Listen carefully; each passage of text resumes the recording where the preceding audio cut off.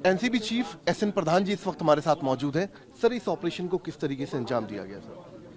देखिए, ये एक एनकॉर्ड मैकेनिज्म जो एस्टैब्लिश हुआ था 2019 में गृह मंत्रालय की तत्वावधान में, उसका एक सफल उदाहरण है। इसमें मल्टीपल एजेंसीज का समन्वय हुआ है। इसमें इंडियन नेवी के साथ कारगर कार्रवाई हुई है और गुजरात एटीएस का भी बहुत बड़ा रोल है। इन तीनों एजेंसी के समन्वय से ये कार्रवाई हुई। सर, इसमें पाकिस्तान का क्या रोल अब तक निकल कर सामने है? हाजी सलीम का लगातार कंसाइनमेंट हिंदुस्तान के अंदर पहुंच रहा था, वो भी समुद्र के रास्ते। क्या इसमें भी हाजी सलीम के ऊपर शक है? देखिए, शक की सुई कहाँ जाती है, ये इन्वेस्टिगेशन का मुद्दा है। लेकिन जैसा कि मैंने कहा, इसको रूल आउट नहीं किया जा सकता, क्योंकि पाकिस्तानी लेबल लगे हुए हैं। जो पैकेट्स मिले हैं उसमें पाकिस्तानी लेबल हैं, तो इसलिए इसको रूल आउट करना अभी मुनासिब नहीं होगा। लेकिन अभी एग्जैक्टली कहाँ से आया है और किस कंपनी का इन्वॉल्वमेंट है और किस सिंडिकेट का इन्वॉल्वमेंट है, ये समय से पता चलेगा। सर, अब हाई सी में भी ऑपरेशन शुरू कर दिए हैं एनसीबी ने, उसके बारे में क्या? देखिए, हाई सी में ऑपरेशन पहले हम लोग नहीं करते थे। इसका जो भी कारण रहा हो, लेकिन लैंड बॉर्डर तक ही हमारी कार्रवाई सीमित रहती थी।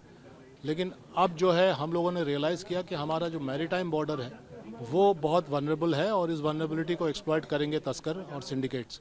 इसलिए प्रोएक्टिव होकर करना पड़ेगा। तो प्रोएक्शन इंस्टेड ऑफ रिएक्शन। रिएक्शन तब होता है जब लैंड में आप वेट कर रहे हैं कि वहाँ कंसाइनमेंट आए, तब आप इन्वेस्टिगेशन शुरू करें।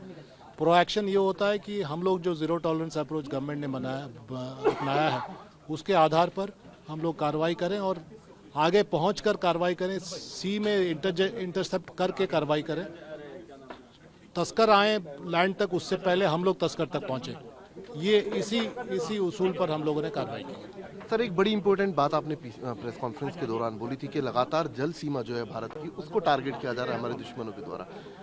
उसको रोकने के लिए अब एनसीबी किस तरीके से पूरा कोऑर्डिनेशन आगे बढ़े?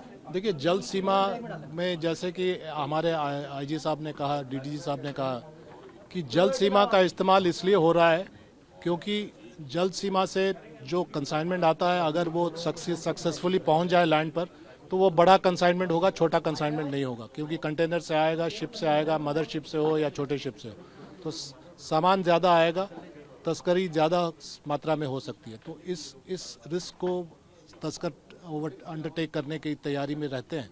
तो इसलिए हमारी तैयारी ये होनी चाहिए कि तस्कर लैंड बॉर्डर तक ना पहुँचे पानी के माध्यम से। इसके लिए कारगर कार्रवाई करने की ज़रूरत है और उसी कार्रवाई का एक उदाहरण ये है।